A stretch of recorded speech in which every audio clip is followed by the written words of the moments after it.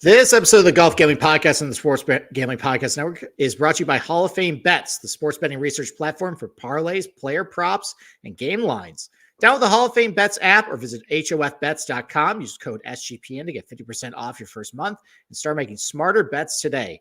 We're also brought to you by the Hockey Gambling Podcast brand new YouTube page. The Hockey Guys are giving away a hoodie to celebrate their new YouTube channel. Register today at sportsgamblingpodcast.com/HGP.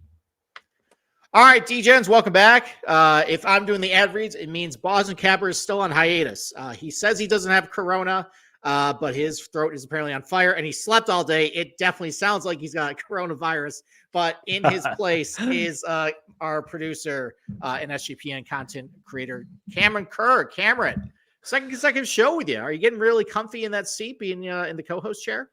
I'm getting more comfortable, that's for sure. I'm just trying to provide as much value as I can in Capper's absence. So hopefully I don't let you down here. But I feel like I got some good questions and a good little list here for the Sentry. Okay, yeah, I always enjoy when you're on the show because listen.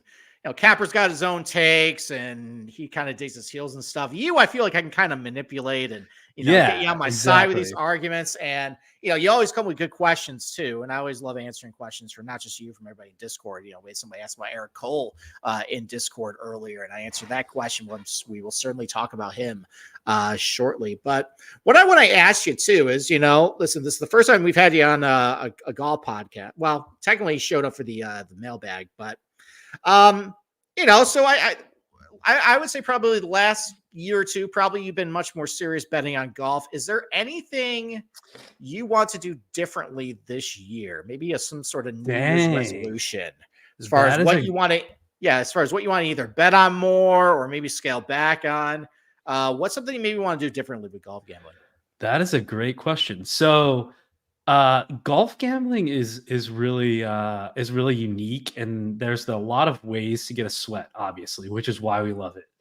I want to start doing more matchups. I kind of started doing more matchups towards the end of the season, and I had some success doing it.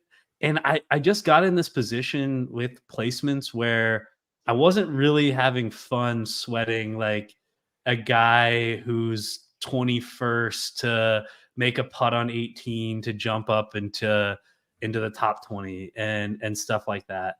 I don't know. I just hit at this lull where last season where I just wasn't enjoying it as much. So I tried to, switch it up, go to some matchups, and found some edges there and had some success. So that's one of my New Year's resolutions. The other one, I started doing this probably halfway through the year. Bet all my outrights top 5. If you have Bet 365, I think you can get like top 2s, top 3s, maybe not risk as much. But there were a couple outrights that I hit last year where I also had another guy in the top 5, turned a really good week into a really great week. And then sometimes you get that second, third place guy that maybe you got 2 of them in a playoff and neither of them win, but you still get, your money back. Is that a reference to the Rocket Mortgage? You really want to bring back that trauma for me? I know. Yeah. That's I think that's probably the worst beat I've ever had. Is how that went down, and then I went away, and people thought I quit. I think you bring up some good points. The thing with the positionals, too, that's usually been my bread and butter, and you kind of hit on it. And it's one of the reasons why golf is, this is, I guess, a hot take, a kind of a tough sport to enjoy gambling on. Is if you don't have an outright in the mix, chances are you're never going to see the player you bet on hit a shot because the TV coverage is so bad and they're buried, and you're basically just refreshing your phone like a crack addict over and over and over. And you got, the wife glaring at you saying, hey, can you pay attention to the kids, not your phone? Yep. So I haven't been in that situation ever at all. But one thing I want to do, and I kind of mentioned this in our mailbag show. I think it was the mailbag show. I think I need to have a little more imagination with my bets. Okay. I think I need to expand my mind with the possibilities that, maybe that long shot will hit. Maybe I should go with my gut a little more. Maybe I shouldn't just rely just purely on the stats and kind of go with my feel a little bit. And also, I've been seeing you guys have a lot of fun on Thursdays, and I typically have avoided first round leader bets and positional bets. And you know what? We're going to start doing that this year, starting as a Sentry. It's so funny whenever you actually put out first round leaders, you pretty much, I think every single time you hit one. Yeah. Like I remember the Masters, you put some out and you hit Brooks or no, it was Vic maybe. But yeah, I'm excited for. That's on that note. I want to start doing some more make the cut parlays. I do have a book that offers people to make the cut. So you get your Thursday sweat with the first round leaders. Then you need a Friday sweat. Saturday, you get all your stuff done, hang out with your kids, and then Sunday you got your outright sweats. So that's something I want to do more too. The made cut parlays is definitely a very easy way to make enemies in the PGA Tour. Is that bum who bogeys 18 or doubles or hits in the water and costs your 5-way parlay? That's a way to really say, fuck you, Justin Rose. I'm never betting you again, and then he wins the next week. And then you wonder what happened there. But no, I like those resolutions. I'll ask probably Capper if he ever gets healthy and gets a voice again. I'll ask him if he wants to do anything different. I'm sure there's probably something crazy he wants to do with his betting card. But yeah, and I feel like that's one thing people like about our show is that you have your your expertise. You look at all the numbers, all the stats, and then you kind of get a more gut handicapper's outlook on the tournament by Cap. So I think this show provides a good balance of both, Yeah, definitely. I mean, it's the reason why I think that and our chemistry. Apparently, I think I'm the Mike Greenberg versus he's the Mike Golick. I think that's why we kind of work over the years. Do you know the origin of that, by the way? How we started this show? I don't think you guys have ever told me because I joined in about episode. I mean, that y'all were a good 100, 150 episodes in before I joined in, right? Mm-hmm. Yeah. So basically, I got this random message when I was still on Twitter. Actually, no, I think I I was still on Twitter at that point. It was 2019, and he messaged me, and I was actually on my baby moon at that point before I first kid. Okay. And I got a message from Boston Capper. I was like, what the hell is this? And he's like, hey, listen, I talked to Kramer. Why don't we do a show? And honestly, at first I was like, I don't know, man. Am I really going to do the show that gets hammered with a guy who gets hammered with a, thick Boston accent, do a golf show with him? So I said, look, I'm about to have a kid. This is not really a good time for me to be starting a show at all. Why don't we talk next year? Maybe I'll get my footing together. Then the pandemic hit and everything just went to shit. But then finally around August the following year in 2020, I get the same message from him. He's like, hey, why don't we start a show? And I'm like, you know what? I'm just stuck at home drinking wine and beer and no one's going out. And you know what? Why don't we start a podcast? And that was actually the first show that we ever did was the first time we ever spoke, period. Face to face. Yeah. And to the point where Ryan Kramer actually asked us, so you guys have never talked before at all? He was actually surprised with how good our chemistry was. And 335 episodes later, give or take, we are still running strong. So that is the origin story of the Golf Gambling Podcast. I didn't think I would actually go into that with this show. There you go. Listen, yeah, new year. I guess talk about beginnings, and we're at the beginning of another PGA Tour season. Before we get to all of that, why don't we take our first ad break, and why don't we talk about Underdog Fantasy? So Underdog Fantasy has a way to play alongside your favorite fantasy players all season long. NFL, NBA, NHL, college basketball, and college football. Even golf, by the way, which coming up after this show, I'm going to be doing some Underdog picks on YouTube. So stay tuned for that. It'll get released probably either tomorrow morning or later on tonight.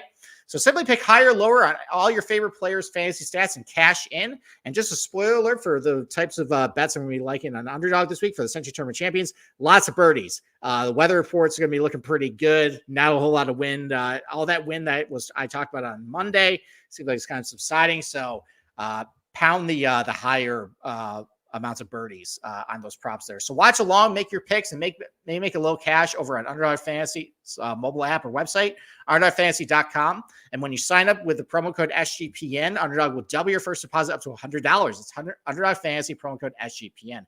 And we're also brought to you by the the Hockey Gambling Podcast hoodie giveaway. They just launched their new YouTube channel, and they're giving away an HGP hoodie to celebrate. So go over to sportsgamblingpodcast.com/HGP to enter. That's sportsgamblingpodcast.com/HGP. All right. Let's finally get to the Sentry Tournament champions. Why don't we start right at the top of the odds board? And Okay. why don't I kick it off with Scotty Scheffler? And this was a guy that you religiously bet a lot last year. So last year I single bulleted him for probably at least 7 weeks straight. And my reasoning was that eventually that putter was gonna wake up and he was gonna win because everything else was just off the charts. And that just tells you how important putting is, because it never happened. And I want to say I bet him top 5 too every single tournament and was able to, not lose a ton, but yeah, it was an experience for sure. Definitely learned a lot from it. Yeah, I'm counting. He had 7 in a row from the Byron Nelson to the Scottish Open. And then he collapsed in the BMW Championship when I decided to join you with single bulleting Scotty. That was another rough loss for your boy last year. Out of many wins, by the way. A lot of rough losses. You always remember the rough losses in golf. So the case for Scotty, I kind of talked about it yesterday. Listen, it's very easy to make his case for Scotty. He's the best ball striker in the world. This is a golf course that is going to really work at iron shots, and it's really going to come down to the putter. Listen, if he shows with the putter that he had in Albany with the same tip eagle greens, he's going to win this thing by 5. But it's 5.5 to 1. It's a really good field. This is not the time for me to, I think, single bullet Scotty. I think looking at his other positional prices, you're getting barely plus money on the top 5. You're paying a lot of juice for a 10 and 20. It's probably for me. I think I was intrigued to maybe look at what his matchup price would be against Hovland, because I definitely prefer Scotty at this golf course to Hovland, but you were paying a lot of juice on that too. It was like -1. It was between like -155 and like -175. So yeah, I'm off Hovland. That's probably my pay. How do you feel about Hovland this week? So I was going to ask you about him because obviously he's probably the hottest golfer in the world towards the end of the season. And so I guess I can go ahead and ask you my first question. Sure. And a lot of people who are listening probably have the same question, but one thing that I look at every week is obviously recent form. And people talk about that a lot in this golf gambling community. Like, how well does he look coming in? We hit Camilo Villegas, and he kind of just jumped out of nowhere at the end of last season and got second and then got first, right? So being hot is definitely something you look at, right? But this tournament, we don't really know anything about anyone's recent form. A lot of them probably went on vacations, didn't, maybe practice, did golf to, here and there. But how much should we take their last golf tournament into account? Like, I started looking at some guys that I'm going to name off later. And you look at their last tournament and it was in October. Like, I feel like we can't really judge their recent form off of that, right? No, you can't. You can talk about it in generalities, like saying, hey, look, like this guy was starting to improve in the fall. Like, I use that case a little bit for some guys, just to kind of make a point of maybe they're just kind of a better player at this point. But overall, though, what I kind of looked at more was, especially with the approach shot stats this week, I looked at a very big sample size. I looked at the last 2 years for strokes gained per shot for certain ranges. That basically gives me an indication of what you just are in general. And I kind of did a cross reference to what you did last year too. If you improve in that category, I'll make reference to one guy that who has shown a lot of great improvement in a certain area that I like this week, but a lot of long-term form, a lot of just relying on what I know about the player. Maybe looking at a little bit of course history here. It's for a lot of these guys only maybe like one tournament or two. But for Hovland, for me, I think the tiebreaker is Scotty's just way better with his shorter irons than Hovland is. Hovland is about as good as he is from over 150 yards, over 175 yards, one of the best in the board from over 200. But Scotty just threw the bag, with his wedges, long irons, everything. It's just better. His driver was so good in his last tournament. Where was it? I was in Albany. Yeah, I'm pretty sure his driver was just on fire there too. Yeah, which is basically Albany's kind of a flatter version of Kapalua, where it's really wide fairways. If you do happen to miss a fairway, it's probably a lost ball and a penalty stroke, because we kind of saw there in Albany. But listen, you got the Augusta National comps. We're hitting off uneven lies. Obviously Scotty, I think if you're going to choose between Scotty and Hovland, I think Scotty for me is the answer. But unfortunately, the books agree. You got to pay a lot of juice for it. But where I turn my attention most towards the top of the board is that little middle tier there of Morikawa, Xander, Cantlay, and Homa. And I had a decision to make. I can only pick one guy out of those four. Those are the ones I like the most. I think for betting, outright towards the top there. Okay. So do you have a personal preference of those four between Homa, Morikawa, Schauffele, and Cantlay? I know Morikawa, you said, is going to be a very popular pick this week. Yes. Yeah. So I'll go ahead and rattle off my first. I haven't bet any of these guys, by the way. I wanted to talk with you first. Knew I was coming on, so I wanted to talk first. Max Homa. So Max Homa, to go back to my recent form comment, he just won on the DP World Tour, kind of took away the narrative that he can only win on the West Coast. Well, is Hawaii technically the West Coast? I mean, he got third here last year. He putted well, really, really well here. Why is no one betting him? Is it the number? Is it too short? I think people probably are scared of his Bermuda history in general.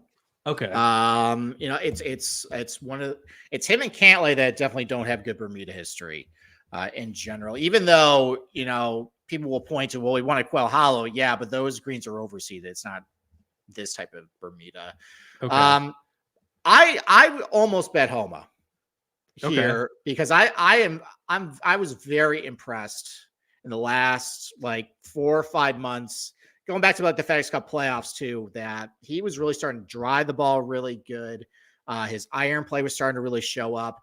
Yeah, sure. You can say, well, he beat a crap field over the DP World Tour. Well, he did exactly what a good player should do against a weak field. He beat him by multiple shots. And I think he's set up for a really good year in 2024. I'm already on record for saying I really like him at the PGA Championship to maybe get that first major. But I think the Bermuda history in general is enough to get me off of Max Homa here. So I cut him off first. Okay. That's the only name I have written down up here. Xander withdrew last year. I don't remember why. Neck injury. That's right. Mm-hmm. And then obviously we have Ludwig, but who is new, but I don't know. I wanted to get your take on him too. On Ludwig? Yeah. Well, he kind of put me in a body bag at RSM because on paper his wedges are horrific, but RSM is basically just a lot of short irons, and he ended up winning that. So maybe he just is better in that category now. I just don't really. I just didn't bet him.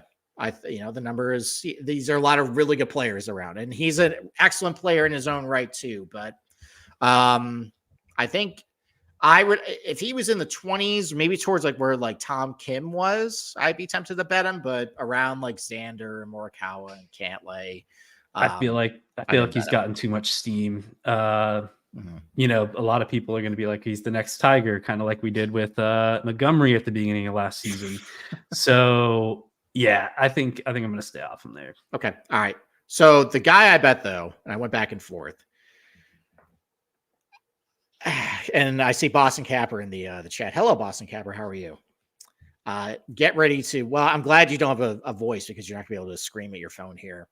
I bet Patrick Cantlay, like I mentioned last night. I bet him at 16-1. I thought that was a good price on him. And the only reason why I really bet Cantlay, actually, it's a couple reasons. First, I made mention of that interview that he had with, I think, Golf Digest, where he talked about inflected on his season. And he said, listen, like I was really close all year, but it was disappointing to not get a win.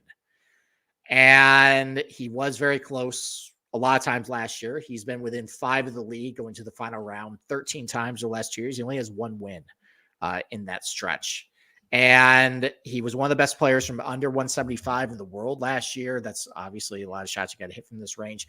Now, the concern obviously with Cantlay is, wait a minute, Steve, you just say he's not really good on Bermuda, but for whatever reason at Kapalua, he's always putt really good here, and he's always been really good around the green here. I don't know why that hasn't translated to other places.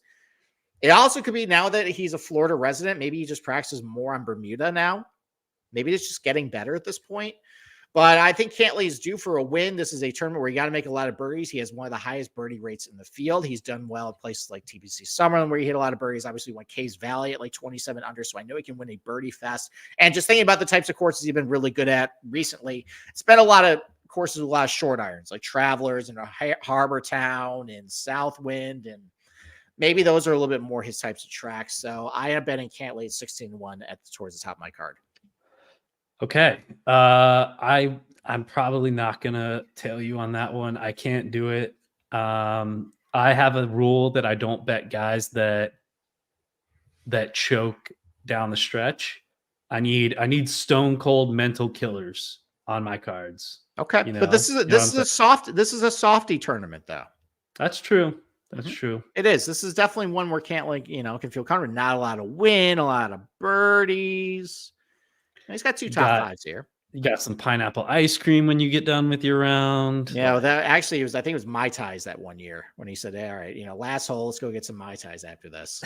So I love Xander and Morikawa this week too. I found other ways to get them on my betting card. Morikawa will save once we get through everything. We'll talk about like first round leader and props here. But Xander's been awesome at this tournament. And he's got the win here. He lost in a playoff, multiple other top 10 finishes. I think the fact that he, withdrew last year, maybe that's sticking with him. That's another guy who I consider to betting outright because he hasn't won in a while either. I found a top 10 on Xander Schauffele plus 140. I think that's a good price considering how good he is here. I am betting that too. All right. Okay. Let's see. Anybody else in this range? How about Spieth or Tom Kim or Fitzpatrick or Finau? You said you like Finau, so why don't you talk about that? Yeah, so I wanted to ask you about Tony. So the other guys that I've been seeing a ton of on Twitter, just to let you know, Jordan Spieth in that just this whole range, basically. Jordan Spieth, Matt Fitzpatrick, and Tom Kim. A lot of people have one of those guys, if not 2, on their card. Tony Finau is one of those guys where obviously he can only win in a bunny field. So I wanted to ask you, because this is maybe a short field, is it technically like a field where we could see Tony win? Because, I mean, his short game is really good. His approach shots are going to be really good. And let's see. Mm-hmm. Yeah, I think he's got the driving distance. So, like, yeah, Tony Finau. I don't think he's gonna like. If I think the winning score is 27 under, 30 under, I don't think Tony can get there. That's really okay. just. It's just his birdie rate. Okay.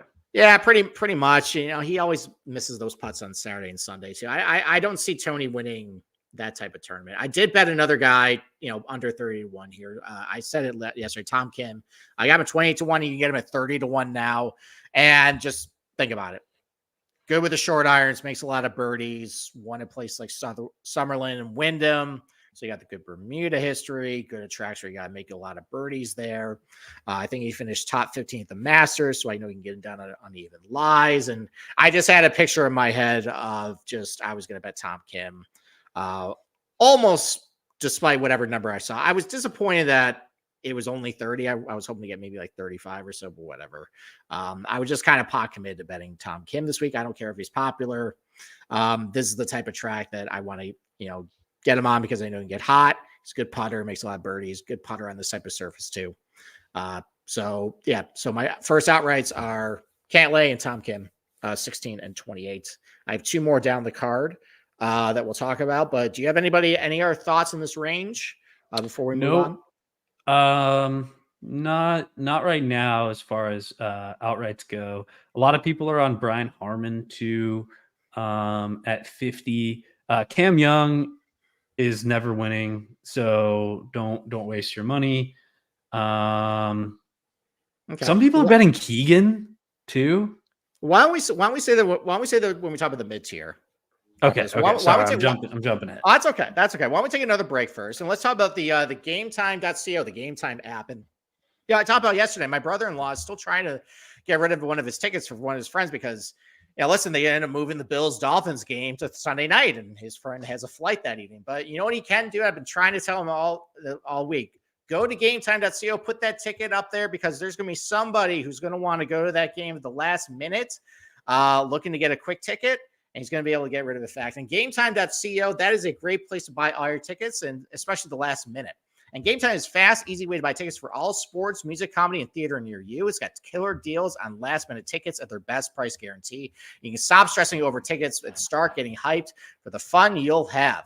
So, it's the place to get last-minute ticket deals. Forget planning months in advance. Game Time has deals on tickets right up to the date in advance. And it's even got exclusive flash deals on tickets for football, basketball, baseball, anything you can really imagine. And it's got the Game Time guarantee, means that you'll always find the best price. And even if you can't find tickets in the same section of the row for less, if you end up doing that, Game Time will credit you 110% of the difference. What a really good company. So it's the fastest growing ticket app in the country for a reason. Plus, you can get images of your seats before you buy, so you know exactly what you're getting into. So download the Game Time app, create an account, and use code CFBX for $20 off your first purchase. Terms apply. Again, create an account and redeem code CFBX for $20 off. Download the Game Time app today. Get last-minute tickets, lowest price guaranteed. And we're also brought to you by Hall of Fame Bets. Win bigger by betting smarter this NFL season with Hall of Fame Bets, the sports betting analytics platform for parlays, player props, and game lines. Research every NFL, NBA, and soccer bet with historical stats and data. Enter any parlay idea into Hall of Fame Bets' revolutionary parlay optimizer tool to get hit rates broken down by leg, as well as an expected probability for the entire parlay. Sort all players by hit rate for any bet to learn which players are hot and which picks have value. So stop betting in the dark and join over 30,000 users researching with Hall of Fame Bets to craft more intelligent, data-driven parlays. Download the Hall of Fame Bets app or visit hofbets.com and use SGPN to get 50% off your first month today. Start researching, start winning with Hall of Fame Bets. All right, let's finally get to the mid-tier. So Cam Young's never winning in your opinion, correct? I don't think he's gonna win, but okay. I don't think I think it's gonna be some event that no one thinks that he should win at. Like, I mean, maybe it's gonna be like a major when he first wins, but I'm on record saying that he's never gonna win, and I don't think he has what it takes. Like I said, going back to the mental side of golf. Yeah, I don't think he's gonna win this. Okay. Can I make a case for Cam Young? Yeah. Oh yeah. There's plenty of cases. Like, it's just one of those. All right. So first off, I mean, you get him near 50, 55 to 1, like the same as like Corey Connors. I think Cam Young is a better player than Corey Connors. Cam Young is really good from under 150, surprisingly. He's really good with his wedges. And that's a club he got to hit really well at this golf course. And he's got really high birdie rates. So even despite really bad putting and really bad around the green game, he makes a ton of birdies. Now, he also shoots himself in the foot. I was about to say that. So that's the trade-off here, and you can't really do that with sloppy play. But, I mean, Cam Young went to a birdie fest at the WGC match play, made a bunch of birdies, made the finals, just got hot for 5 days there. You never know. Do I think he's going to get to 30 under and win this? Probably not, but it's a good price. There are things you can hang your hat on with Cam Young. Maybe probably a good DFS play, I feel like, instead. Yeah. But the case can be made for him. That's all I can say. Let's see. I think you can also make a case for Sam Burns. I didn't bet him, but kind of along the similar lines is, listen, not a good iron player on paper, but he's pretty good from, with his short irons. And when he gets hot with a putter, he makes a lot of birdies. So that's something maybe hang your head on, at 40 to 1 for a guy that has, a lot of wins. He's got 5 wins. He's won a couple of golf courses where it's been mostly short irons too. He could do that as well. I am finding a guy who ended up dipping to 40-1, and this is going to be another guy that Boston Capper cannot scream into the phone about, because I think I'm going to be electrocuted every time I bet him. But Sung Jae fell to 40-1, and I wasn't going to add a 4th guy because I was content with the 3 with Cantlay, Tom Kim, and then the other guy I'll talk about in a little bit. But I think at 41 for Sung Jae M, I end up betting him. Again, he has, like Cantlay, 13 times the last 2 years he's been within 5 of the lead heading to the final round. He has only 1 win. Actually, I think he has 0 wins in that stretch. So he was one of the best players from under 150 last year. Now, that's a big improvement for what it was back the previous year. So if you're looking at really long-term data, it doesn't look as good. But if you only look last year, he was one of the best from under 150. Really good putter in Bermuda. Makes a lot of birdies. He's got a good track record here. Got a good track record at Augusta National with the uneven lies too. So at 40-1 for a guy who seems like he's always in the mix, always gets off to a fast start, by the way. I'll talk about that in a little bit. I ended up doubling up with Sung Jae, not only for the outright 40-1. I am betting it like a matchup. Sung Jae top 20 minus 110. I am just betting that and betting, 2 units on it, and we'll see what happens. I like that a lot. I feel like that's a great contrarian play if you're looking for something in DFS too. Like, I haven't seen anyone talking about Sung Jae. I feel like he's kind of under the radar. But he's Sung Jae. I mean, he's good around the greens, good putting. He's got okay distance, right? That probably is the reason people aren't betting him, right? Yeah, maybe. I mean, I talked about it last night where, the data golf predictive skill set favors distance, but I think that's more of a measurement of like what types of players usually play this tournament. It's usually really good players in the PGA Tour. It's the best of the best, and most of the best players tend to have guys with distance. So I think that's why, and the predictive skill sets say, oh, you got to be long, good iron player, good around the green, good putter. I think it's more this, and you compare it to, who's been best at this tournament. It's been Morikawa and like Tom Hoagie played well here last year. JJ Spawn played well last year. Spieth, when he was doing really well at the tournament, didn't have as much distance as most guys too. So, you don't have to necessarily have a lot of pop to do well here. I think this golf course more promotes what you're good at. And if you can be very efficient to get the ball in the hole, and make a lot of birdies doing it. And that's why I think getting a guy like 40-1, where I know he can go really low. He's won Summerlin before. That's I end up just saying, okay, at that point, it's too good of a price for me to pass up. Okay, before we go any further into the mid range, do if gun to your head, do you think that the guys who are betting 1 to 2 guys in that upper, or that lower range, are gonna win, or do you think the strategy in this tournament is to spray the board and go hope someone in the 100s, 90s, 70s, 60s wins? I mean, based on recent trends, it's been top of the board that hits at this tournament. Okay. I think the worst odds to hit the last 7 or 8 Sentry Tournament champions have been 30-1. Now, granted, that was only with like 35 guys. This is now 50 guys. So Harris English might have been like, I think he was like 30-1 when he won. He might have been like 50-1 if we had this type of field. So, and there's a lot of really good players who can put up a lot of birdies from, 30-1 to like, I would say probably your limit is probably, I mean, I'm a hypocrite because I went past this for my last guy, but I would probably say once you get past like Burns and Cam Young and Brian Harmon, it's probably a little ambitious to think this guy's going to beat all of Scotty, Hovland, Morikawa, Xander, Cantlay, Ludwig. Yeah, I have a lot of guys. I feel like I have a lot of guys that look good on paper that just have no shot at winning. But maybe I want to ask you about them because maybe it's a good opportunity for a matchup or something. Okay. All right. There you go. Yeah. So from here on, I have one more outright and I have a couple of positionals, but why don't you ask me a couple guys in this range that you okay. So I'm definitely betting Eric Cole. I think he's one of those guys that has the mental fortitude to get there to lift the trophy, but just has gotten really close and hasn't. I don't know if it's going to be here, but I mean 60-1. Why not? I mean, Okay. I bet him at freaking 15-1. I feel like at the end of last season, so I can't stop now. And then Sahith Theegala, we all like him. Our friend Byron likes him this week. His big weakness is what? Obviously, the driving accuracy. He's just a wild off the tee, right? As we know, that doesn't really matter here. He's good. He's a great putter, great around the greens, has decent driving accuracy. Maybe I need your advice on his iron play, but I love Sahith Theegala, and I think he can do it in this field, even so. I mean, he's got the talent for it. I think the only other weakness, which is enough for me to get off of me, he's really bad from under 150. Really bad Okay. with short irons.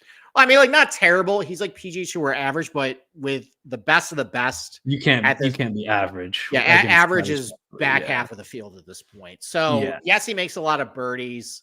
I do like that. I think if you're gonna bet Sahith Theegala, I think maybe a first round leader might be a good bet. Yeah. Or maybe Okay. like top 5 after round 1. Because I feel like with Sahith, you're gonna know immediately if he's got it. So I think I like that route with him. He's actually been, over the last 2 years or so, he's gone off to a lot of really fast starts in his career. But the short iron game was enough for to get me off. And as far as Eric Cole, listen, like the case is very easy for Eric Cole. I mentioned this in Discord. What am I looking for this week?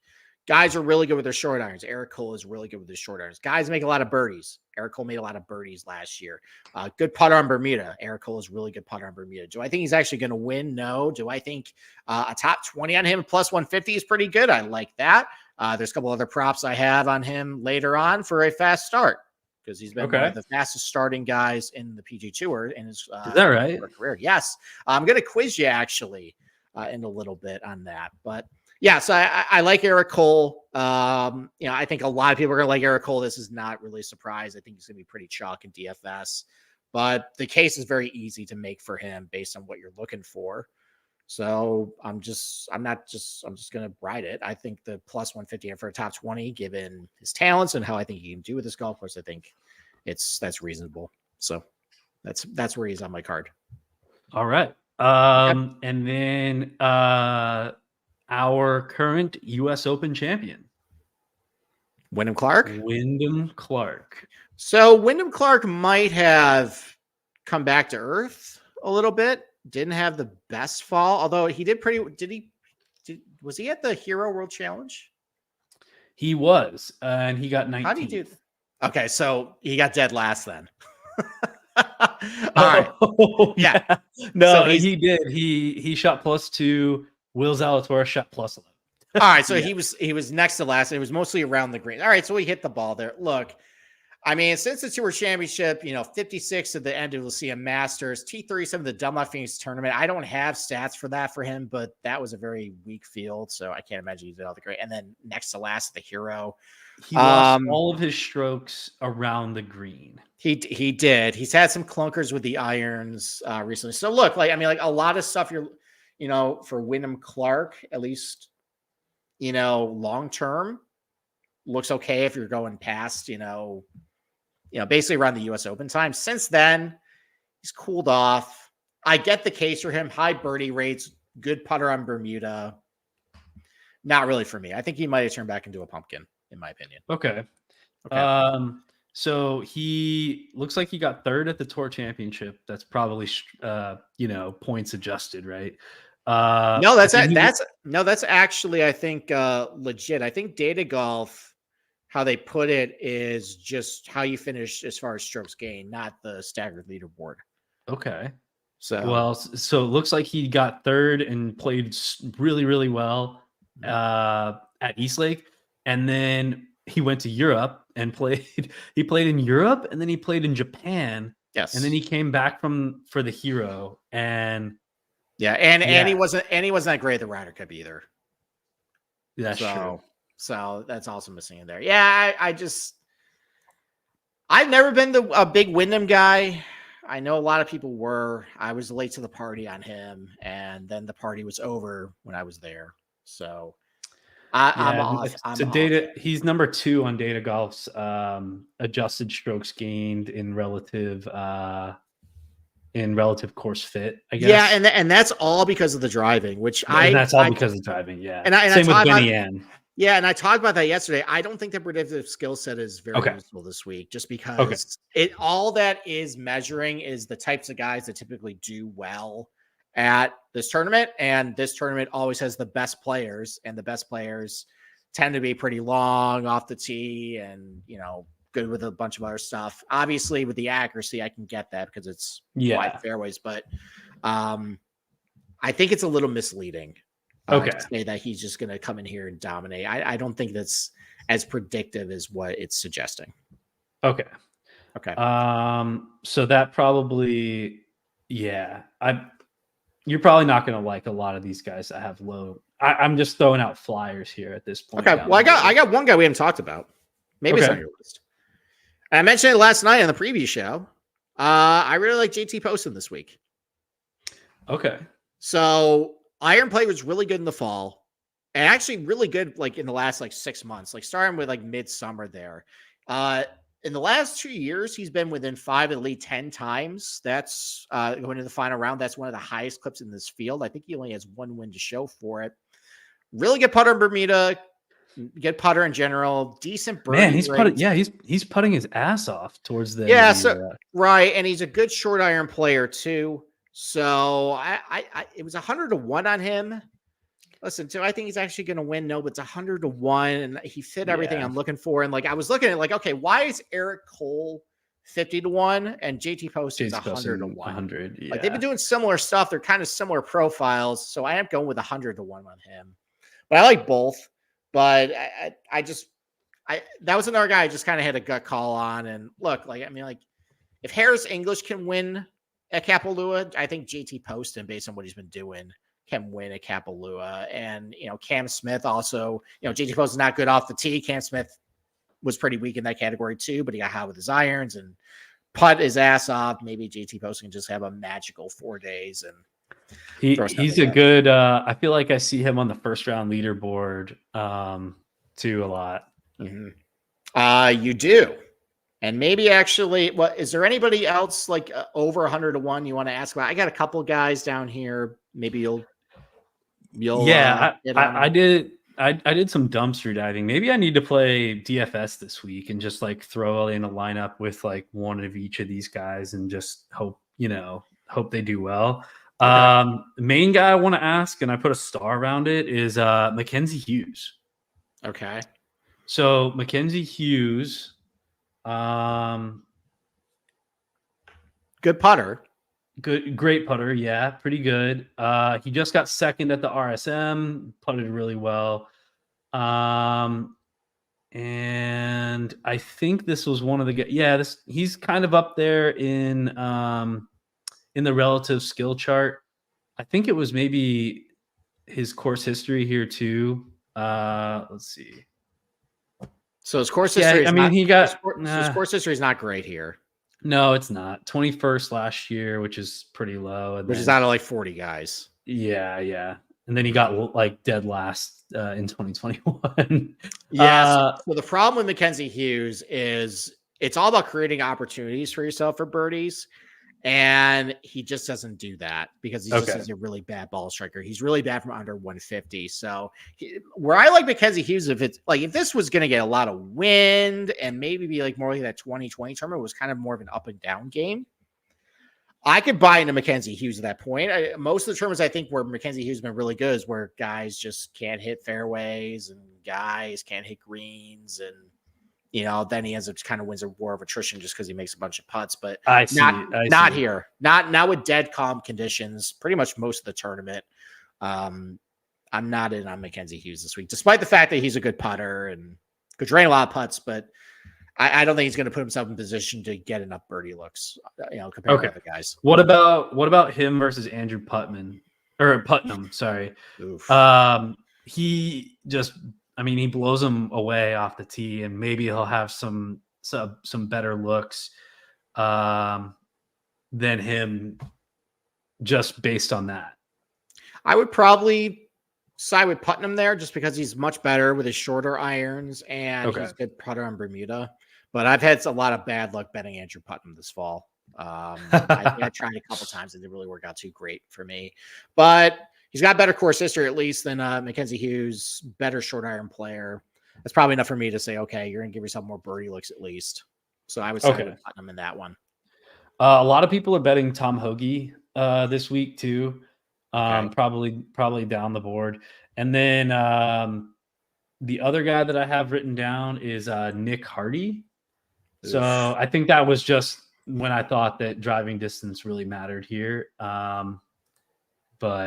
But yeah, based on what you have been saying, I probably shouldn't bet him, even though, it's 250 to 1, like why not? But yeah, the Tom Hoagie one, I guess the rationale is he came top 5 here last year.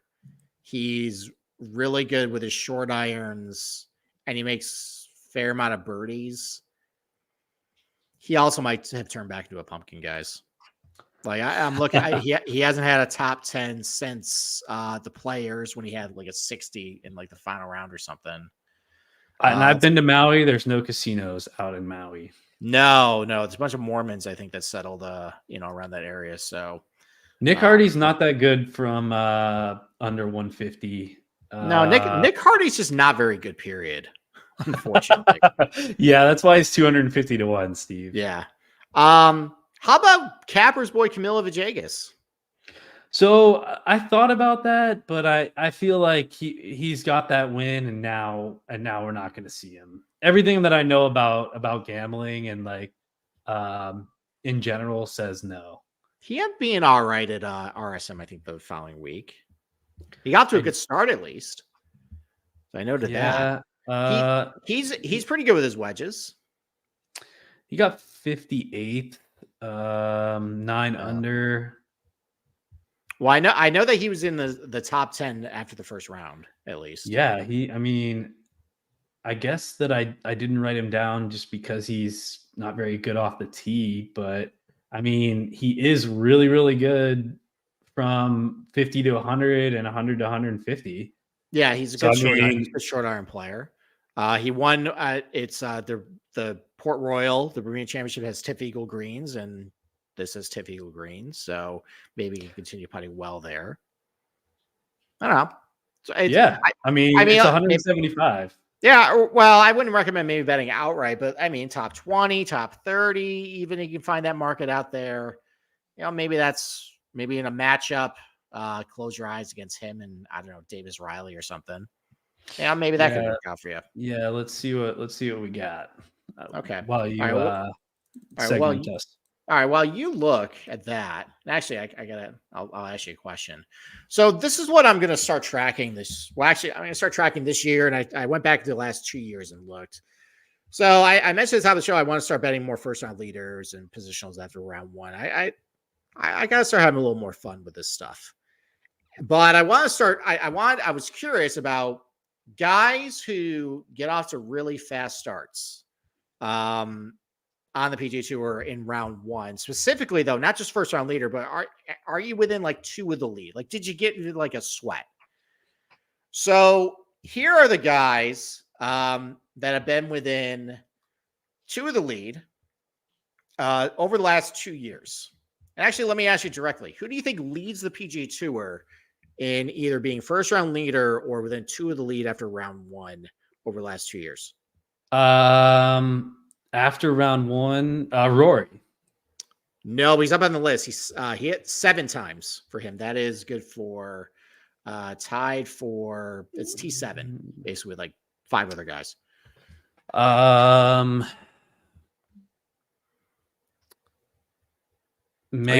I'll give you a hint. I'll give you a hint. He's in this field, and it's a guy who kind of sucks.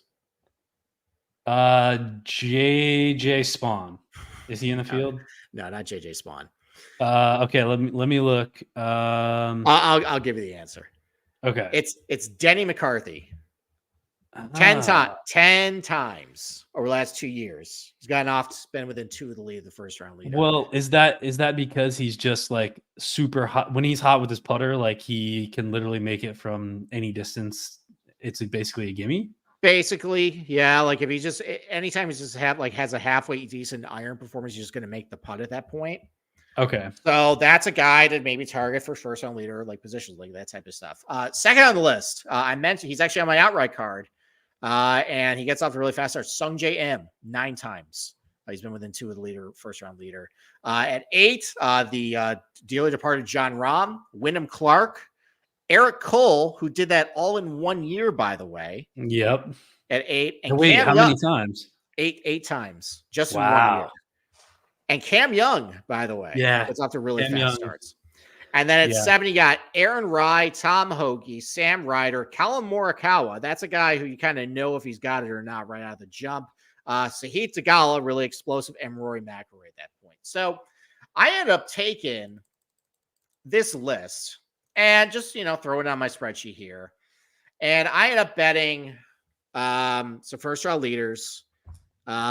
And conveniently enough, the guys I ended up betting for outrights and positionals happen to be guys who do pretty well in this metric. And I also tried to maybe get some earlier tee times on Thursday, although at this point I looked at the weather forecast. It does not look like it's going to be very windy on Thursday. So, and they're all going off at like 8 a.m. Hawaiian time. So they'll be done by like 3 o'clock, 4 o'clock Hawaiian time. And I think that's when the winds going to start kicking up. So most of these guys are going to play in really ideal score conditions. So I don't really care about. So what's this point? So first round leader card for me. And I also bet, are you giving me in the top 10 after round 1? I kind of like this market a little bit. I'm going to explore it a little bit. So Colin Morikawa 20-1. I just mentioned you kind of know if he has it, if he doesn't. One of the leaders of within 2 of the lead after round 1 in the last 2 years, 20-1 on him for first round leader. Also, I'll get him for a top 10 after round 1 plus 225. Tom Kim 30-1, backing up the outright bet with a first round leader, because I think you saw last year a lot of my outrights end up hitting first round leader. Also, you get him for a top 10 after round 1 at 3-1.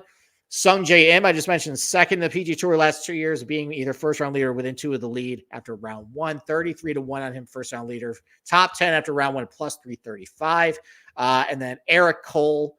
He's going to make another appearance in my betting card. 55-1 first round leader, top 10 for round 1 plus 400. And then JT Poston, 66-1 first round leader.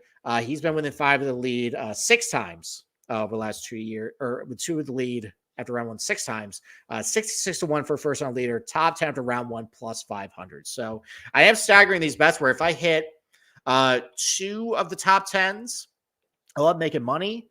Even if I don't hit the first round leader there, if I end up hitting first round leader in one of those, obviously it cashes. Yeah, that's really all I'm looking forward to. Those. I'm going to have a little fun on Thursday. And if this goes horribly, then you'll never see me bet this stuff again. But we'll see. So that's something that I started doing too. Like, just like I said, with my outrights, I started taking them all T5. I started doing my first round leaders T5. I'm considering doing only T5s. Okay.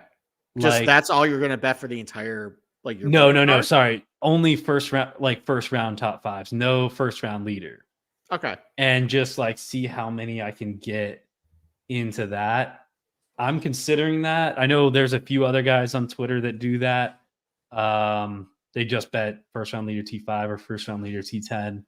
But yeah, I mean, I like all those. Okay. All right, cool. No Denny though. No Denny. I'm just kind of a never Denny guy. I had a little love affair with him last summer, and so now that you say that, I have Denny McCarthy. I have a list of I made a list of my enemies, and featuring that list is Doug Peterson for all of the insane decisions that he makes that affect the spread that he needs to be investigated for. I have the city of Baltimore. I have the entire AFC North. I have the city of Austin. I have the guy that stole my dogs. And then I have Denny McCarthy. And I don't remember why. but I think it was because I had like a massive first round leader, and then he just comes out of nowhere and steals it. Was that the Travelers? I don't remember. Because I think I that can't remember. I think you were cursing McCarthy at the Travelers. Yeah, okay. Was that shot like 62 or something in the afternoon? I think he stole it from him. Yeah. I think I had like a lot, like I stood to win a lot if he just could have, and then he stole it away. Maybe so, you had Keegan for first round Oh, leader. that's what it was. And then McCarthy stole it, and then Keegan ended up winning the tournament. I don't know. I don't think he had Keegan to win the tournament. No, I don't think I did either. That was a rough one. Yeah. And then I think the next week was the fateful Rocket Mortgage debacle, which we round back to that. So, I didn't mention he's on my betting card. I know Cam Davis is really popular. I get it. I think this is going to be my closing thought. I don't know why I want to close on Cam Davis, but I think he's going to have a really good year in the PGA Tour. For whatever reason, just didn't find his way on my betting card. But he's a good short iron player, decent putter, decent birdie rates, good finish here. I think is in the past at Kapalua. So, if you have him on your card, I don't hate it. Just for whatever reason, just didn't find his way onto mine. But he was probably one of the last guys off. Yeah, he's one of those guys too where, I mean, I feel like I like watching all the Camerons because my name is Cameron, but I didn't think he was going to win either. And then you told me that he's already won. And I was like, well, it doesn't count because I wasn't watching golf at that time. So in my eyes, he hasn't won yet. Do you have any matchups? No, I don't do matchups anymore. I've retired. I lost my feel with matchups. That used to be my bread and butter, and for whatever reason, I just went cold, and I went real cold, and it's like I feel like that's kind of the same sentiment that I have with placements. Yeah, I am finding, diving more into placements, and I don't have to worry about another guy at that point. I also think the books are a lot sharper with their matchups now, where it's harder to find edges at this point. So it's Capper is really good at matchups because I feel it's more of like a gut feel, gut handicapping thing. And for me, it just isn't. And it's gotten a lot harder. It got to a point where it got a lot harder to be like, okay, this guy's a clear advantage over this guy. They're doing a better job pairing them. And I think at that point I just said, what, screw it. I'm gonna stop doing it. Yeah. Okay. Is Sepp Straka a better iron player than Cam Davis? I feel like he is. On paper, yes, but I think just in general they're close. So Sepp just got second at the Hero World Challenge. Mm-hmm. I didn't know that. Yeah, that's another good sleeper pick. That's another guy I just missed off my betting card. I think for me, okay. I think at the Hero it's a lot of long iron shots. Which is why I liked him there. Here it's a lot of short irons, and he's not very good with his wedges. Oh, he's better than the tour average, at least. Like I have him from under 150 over the last 2 years. As one of the lowest rated guys in this field. Now maybe he was maybe he was better last year. Let me take a. That was a 2-year sample size. Let me take a look at what he did last year. He's paired up with Cam Davis in a matchup. Okay. Cam is better than him from 50 to 100. Okay, so I take that. I take that back. So the last 2 years, he's exactly 50th percentile on strokes gained per shot. He improved on that metric in 2023 to 70th percentile. So he's gotten better. I will concede that. So you know what? If he's a better player with his wedges now, I don't hate that. I don't hate that play. He's plus 105 against Cam Davis. I had Mac Hughes over like Putnam or Hadwin. I think you kind of talked me off those. I'm probably gonna fade Cam Young.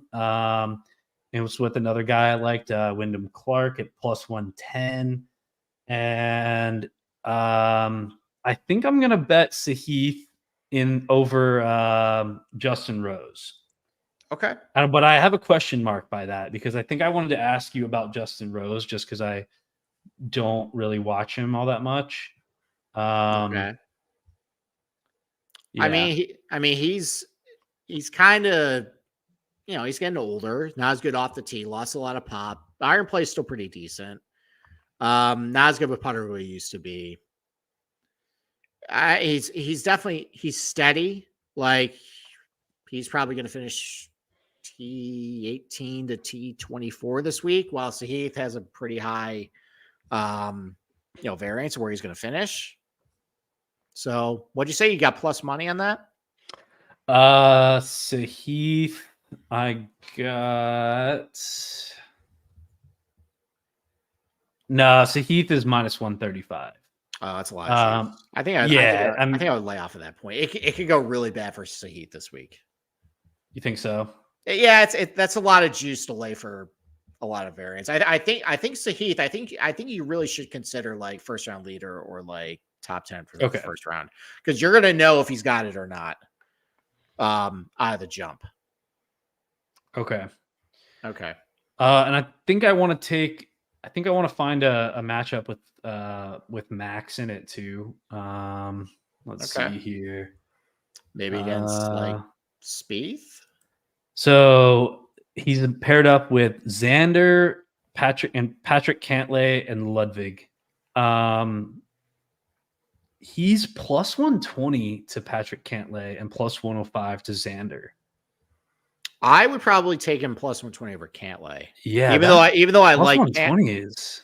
Yeah, even though I like Cantlay this week, that's a good price, and Cantlay could just be falling his face on Bermuda, and maybe I'm just overthinking it. So I don't mind that. Okay.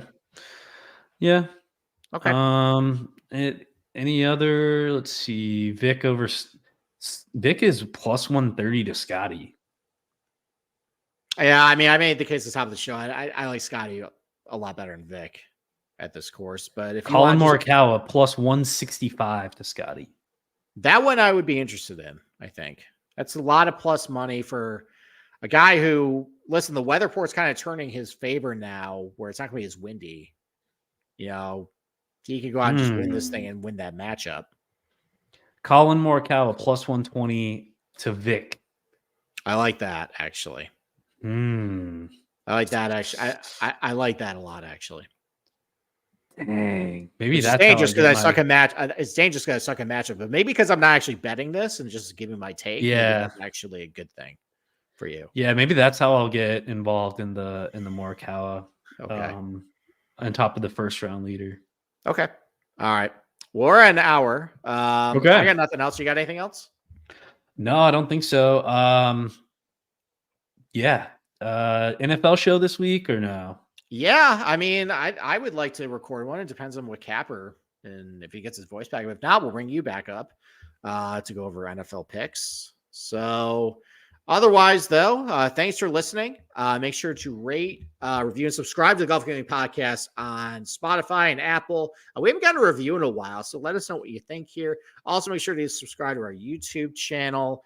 Follow us on X.